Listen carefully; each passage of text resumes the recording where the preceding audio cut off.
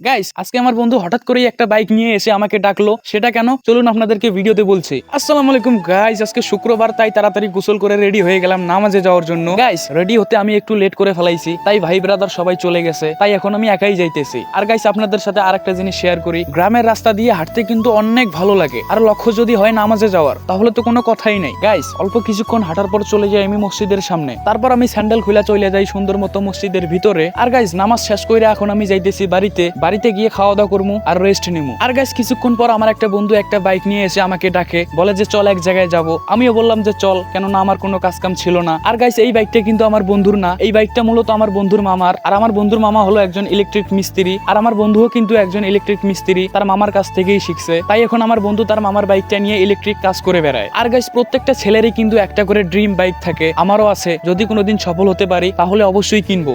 হুজুর আসতে যাও, আমাদেরকে মেরে দিবা নাকি? আর গাইস আমিও কিন্তু বাইক চালাইতে পারি, খুব ভালো না পারলেও পারি আর কি। আমার বন্ধুই আমারে শিখাইছিল। গাইস ওই যেদিন আমারে প্রথম বাইক চালা শিখাইছিল, সেদিন আমি বাইকটারে নিতে না পাইরা ফালাই দিছিলাম, কিন্তু ওই আমারে সান্ত্বনা দিছিল, তুই আজকে চালাইতে পারিস না, কালকে পারবি। তারপর গাইস আমি আমার বন্ধুর সাথে অল্প একটু ঘোরাঘুরি করেই বাড়িতে চলে গেলাম। আর গাইস এই ভিডিওটা আমি শুট করছিলাম শুক্রবারে, আর এখন যখন আমি ভিডিওটা আপলোড করতেছি এখন হচ্ছে আপনার রবিবার। তো ভিডিও লেট হওয়ার জন্য আমি দুঃখিত।